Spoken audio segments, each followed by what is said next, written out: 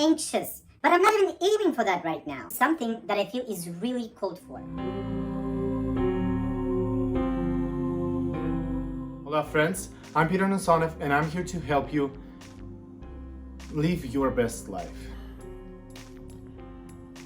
This is the monthly challenge video. The second one that was running through the months of May is over, and I'll be posting the results and takeaways on all of the lessons in a separate video. Now I want to talk about the challenge that'll be running through the month of June. Up until recently, I had a totally different idea of what I was going to do for the challenge in June, but due to the recent events in the world and especially in the US, I decided to change things up and do something that I feel is really called for. And that something is gratitude.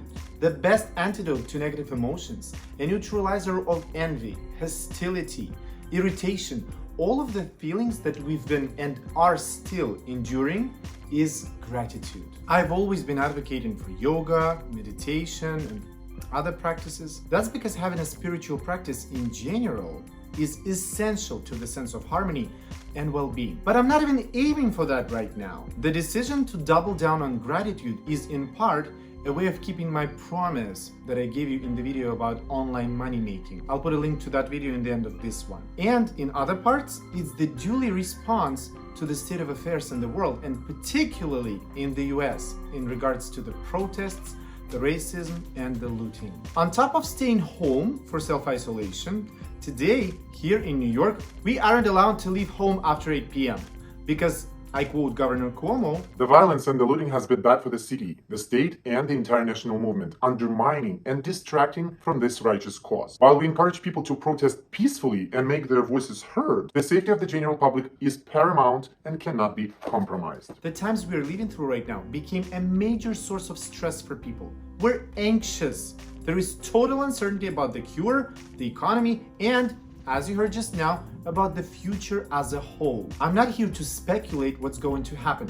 We shall see that. Rather, I'm here to admit that this is a collective suffering and there is no way to completely avoid it. But there are definitely steps you can take to help yourself deal with it. And that's why I switched the gears up and opted for gratitude. In times where we're flooded with stress and bad news all day, every day, it's a really good idea to force yourself into a positive state of mind, at least for a moment. The individual impact of any one piece of gratitude is small, but the cumulative effect is huge. The power of this habit comes from a multiplier effect that takes hold after practicing for at least a month. You'll start developing a sense that even the worst day has some benevolence to it. On top of that, this habit is quite small, therefore easy to sustain. I can't think of many habits that I've been able to pick up immediately and follow with relative ease. Miss Oprah is a huge gratitude proponent. She believes that it's essential to focus on what you have rather than what you don't have. She's been keeping her gratitude journal for years, and she said that it was the single most important thing she's ever done. By focusing your attention and writing down the things that you're grateful for, you become more alive and receptive to the goodness that comes to you in your life. And sometimes it's as easy as waking up in a warm bed or finding a free parking spot. The easiest way to make gratitude into a practice is to keep a journal where you write down 3 to 5 things, pick your number, that you're grateful for every single morning. Challenge yourself by getting really specific and not repeating items from the previous days. This will make you look deeply at the little things and enhance your life and give you joy.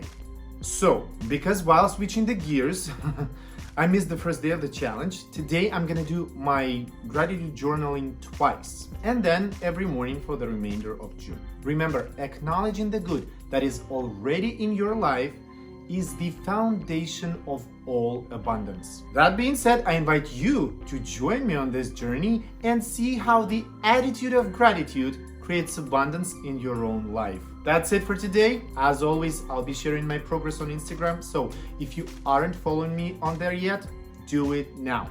I'll also publish a separate video with takeaways and conclusions once this challenge is over. I'm wrapping up. Thumbs up if you liked it. Also, subscribe to the channel to keep in touch. And share this video with everyone who can benefit from it. Thanks for tuning in. Bye!